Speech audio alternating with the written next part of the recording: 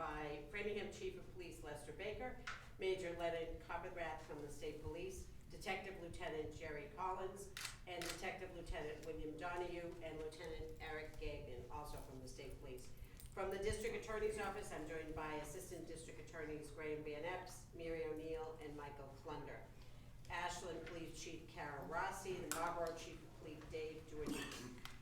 We are here today, and you see before you the product of an investigation, a collaborative investigation that spanned over 2 years. This investigation began here in Framingham when Framingham Police and the Metro West Drug Task Force were able to identify, as a result of on-street buys that they were making, traffickers of controlled substance within Middlesex County. As they did that, it became clear that two individuals, Sandy Monte Caraballo, was actually the center of that trafficking operation, based out of Woburn, and he was facilitating the supply, manufacture, cutting, distribution of narcotics and other drugs to all levels of narcotic dealers and end users throughout Middlesex County and elsewhere. As the task force was making its way up the supply chain, they were assisted by the state police detectives, and ultimately in February of this year began a wiretap investigation. Law enforcement officers identified a larger conspiracy of drug trafficking that brought kilogram quantities into the Commonwealth. Specifically, the officers identified the sources of those drugs as coming from Worcester and Essex County, with the supplies originating in New York, New Jersey metropolitan areas. Across multiple counties here in Massachusetts, as well as in Rhode Island, multiple kilogram quantities were coming in on a weekly basis. A single member of this operation boasted, in what we believe to be a truthful boast, that he was making approximately $2 million a year in the moving of drugs. Some of the press pills that you see here before you have been found to contain fentanyl and other cutting agents, including Xylazine. You may have seen yesterday the President's release with respect to the terrible danger posed by Xylazine. And also, we know that between 2020 and 22, deaths from Xylazine alone increased by over 100% in the Northeast. One of the things that makes it particularly deadly is that we have worked to provide education to the communities in how to respond to drug overdoses. We have taught people to use Narcan. We've made Narcan very available. Massachusetts just last week started making Narcan available over the counter. Narcan does not work on Xylazine. So somebody who has used Xylazine, or somebody who's used perhaps fentanyl, thinking that is all they have, and it's been mixed with Xylazine, if they overdose, fentanyl will be completely ineffective, because Xylazine is a tranquilizer, it's not an opioid. So that increases the risk of death from that. And in addition to the pills that you see, we recovered 6 kilos of fentanyl, 2 of which were mixed with Xylazine, 2 kilos of cocaine, 15 pounds of meth, 40 pounds of amphetamine, 15,000 pills. They contain both fentanyl, meth, and Xylazine, 1 unlawfully possessed firearm, 3 loaded magazines, over $100,000 in cash, over $200,000 in jewelry, and we've also seized 13 high-value vehicles that have an estimated value of $800,000 to $1 million. 13 individuals have been placed under arrest for a variety of charges. We'll give you a list of those. Those individuals we expect will be appearing in Framingham District Court for arraignment probably tomorrow morning. I want to really stress both the commitment of all of the law enforcement agencies involved in this, as well as the importance of what was taken here. This represents over 2 years of work, an enormous amount of investigation, constant monitoring of a wiretap that was obtained, ran from February until this week. It is an enormous investment of resources by our office and by law enforcement, all in an effort to remove this product from the street. We are looking at people who were making and were very clearly indicating somewhere between $5,000 and $6,000 a day. That is product that will not be going out onto the street. It is an opportunity to both take a gun off the street as well as to seize those other fruits of the drug operation. So I am incredibly grateful to all of our law enforcement partners and to the folks in our office who have really put their own other work on hold over the last 2 years to focus on this and to get to the place where we are today. I'm going to turn the podium over to Chief Baker.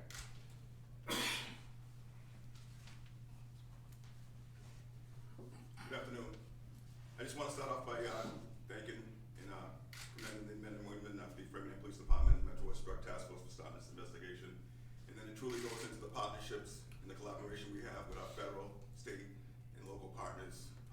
This investigation obviously turned into multiple states, and it was through the cooperation that you have this before you today. Truly commendable, great collaboration. And I also want to speak to the community. We know everybody has somebody in their lives that's been affected by the opioid epidemic.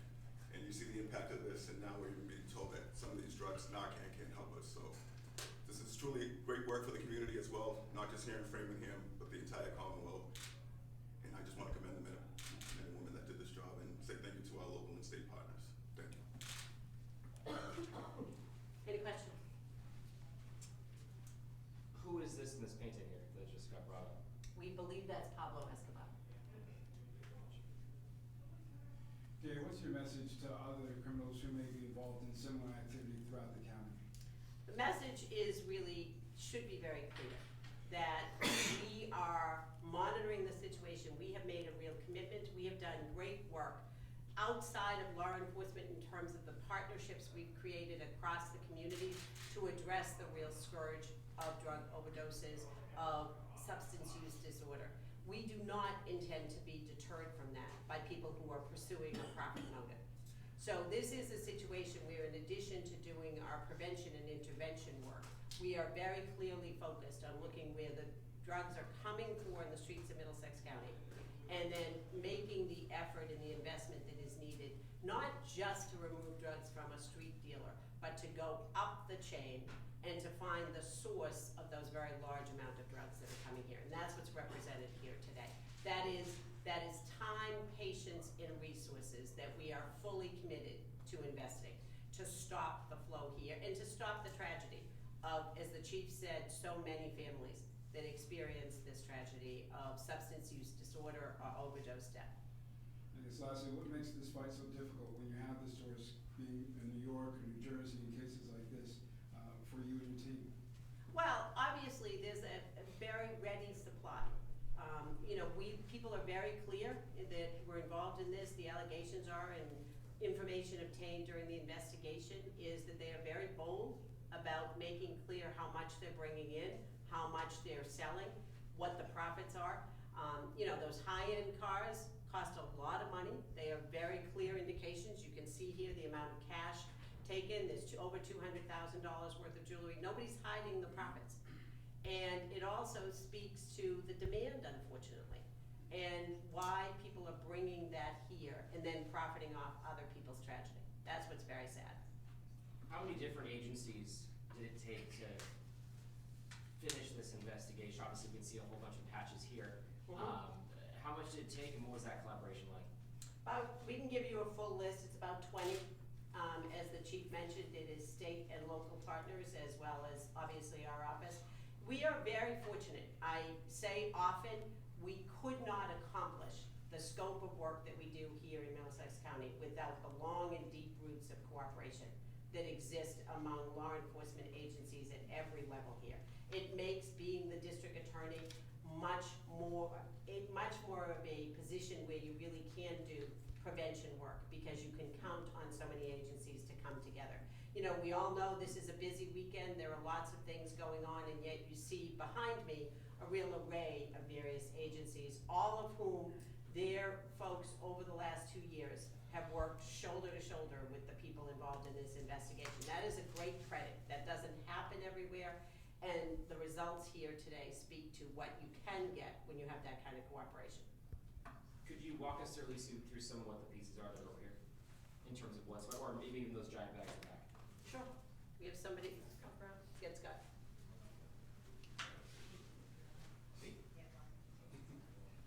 You can see here we've got pills, cash. Yeah. Question was. Does it crystal methamphetamine, approximately 15 pounds, all packaged up. They were found in one of the houses in a crawl space. These are the 2 kilos of fentanyl that have been pressed using a press similar to this, so that they're solid, like literally brick form. These are the ones that are combined with xylazine. These are all pressed pills. They're manually pressed. They contain fentanyl. These contain methamphetamine. There's various portions of these kilograms after they're broken down to the powder form, like this. They can be used to press the pills or to bag individually for street sale. And we have the cash. This is all amphetamine powder, and some of this is binder material. The binder material is ordered and they're used in mechanical presses or commercial presses to make these pills that you see here. That binding agent is necessary to take the illegal substance and create those pills. And part of what you see here reflects approximately $500,000 worth of fentanyl, if we were out on the street. And most of these pills are selling at a low end for $5 a piece. We know we have 15,000 pills here, so $75,000 worth of pills. It is not easy to see how profitable this operation was. And that's part of the tragedy in all this, is that it is so accessible for so many people. And you talk about the families and really what they go through. Right, right. I mean, you know, there is the tragedy of dealing with somebody that you love who's struggling with substance use disorder. That is a tragedy in and of itself. To be confronted at the same time you were dealing with that tragedy and potentially loss with the pure profit motive of people who are moving all of this. There is no question, especially given the presence of Xylazine, that this product on the street would have resulted in people losing their life. There's no question. And that is the driving force behind these investigations, is getting that product off the street before somebody dies from it. If you have ingested xylazine or it's been mixed or cut in, obviously, as you said, Narcan's not going to work. Is there anything that does get you out of this spiral? Not in the way, you know, there are life-saving interventions, obviously, depending on how much you've ingested, your situation, but it is not the kind of situation, you know, we are increasingly, the good news is, Narcan is much more available. People are much more educated about how to use it. It's in all kinds of places like the public library, churches, all of those places. A very large percentage of the time now, when our first responders go to a situation where somebody has overdosed, a civilian has already administered Narcan. That is a testament to public education and frankly to the media who helped us to get that message out. That message falls short when using the Narcan. First of all, it's going to delay any other treatment if people are fishing out their Narcan and using the Narcan, and it's completely not going to be effective because it's only an opioid reversal. Thank you.